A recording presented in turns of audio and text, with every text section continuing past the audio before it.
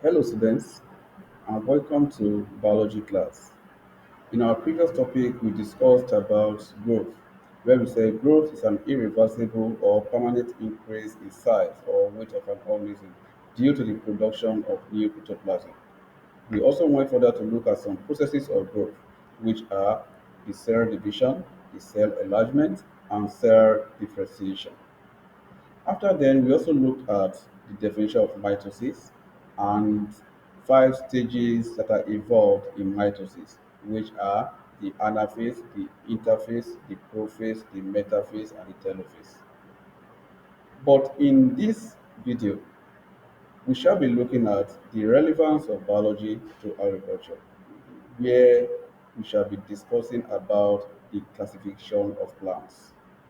Before we delve into the topic, let's look at the learning objectives. At the end of the lesson, you should be able to 1. Give some botanical classification, 2. List some agricultural classification, and 3. Classify plants based on life cycle. Classification of plants. Plants exist in various forms and types, hence the need for their classification. Plants can be classified on the following basis: 1.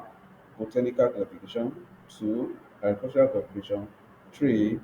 Classification based on life cycle, and 4. Classification based on size. Agricultural classification. Agricultural classification of plants is based on: 1. The product obtained from the plant, 2. The part of the plant that is useful, and 3. The economic importance of the plant. As you can see from the picture, you see some farmers carrying out some classification of plants. They are carrying out some classification of plants. It may be based on the product obtained from the plant, or part of the plant that is useful, or the economic importance of that particular plant. Plants are classified agriculturally into the following. The first one is crops and weeds. Plants that are needed on a farm are called crops, while the unwanted are called weeds. As you can see from the picture, you can see some weeds and some crops. The second one we have is food crops and cash crops. Crops grown mainly for human consumption are called food crops. E.g., we have maize, we have yam, we have rice, we have potato, etc. But those that are grown mainly to earn money are cash crops. An example, we have cotton, we have cocoa, we have coffee.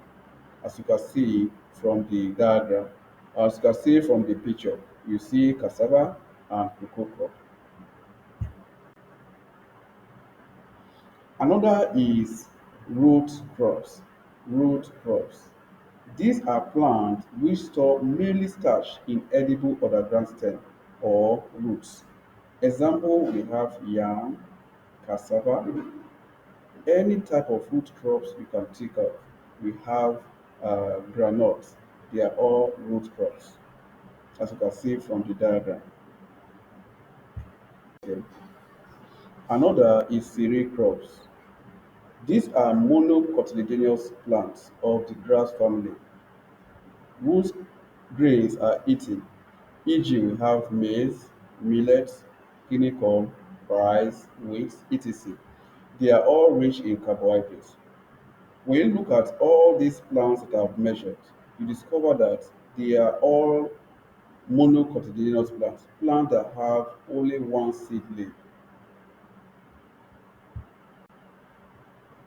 Another is fruit crops. And fruit crops, they are rich in vitamins and minerals. Fruits that are rich in sugars. These fruits are also rich in sugars. These include oranges, mangoes, avocado pears, cashew, etc. Whose fruits are eaten. As you can see from the diagram, we have avocado pear and mango. Vegetable crops. These are herbaceous plants whose vegetable parts are eaten. They include spinach, lettuce, carrots, cabbage, okra, tomato, etc. And they are also rich in vitamins and minerals. As you can see from the picture, we have the okra, the onions, the carrots, and tomato.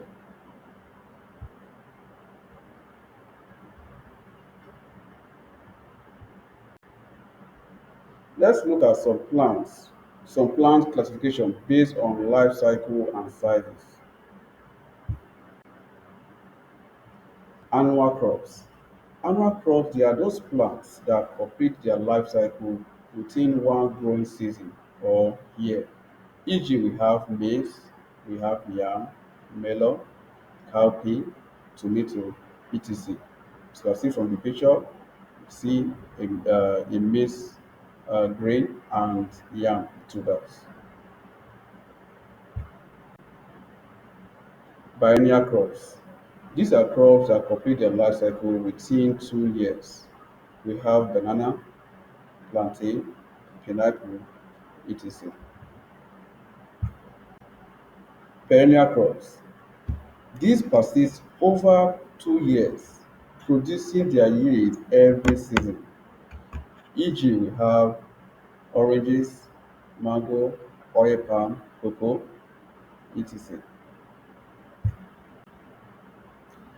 I will be leaving you with some assignments which you are going to learn and do afterwards. The first question is applying the criteria for classified plants. Two, what are the factors to consider in agricultural classification of plants? And the last one is differentiate between fruit crops and vegetable crops. As a student, you have to continue learning and studying. Until we meet again, thank you for your attention.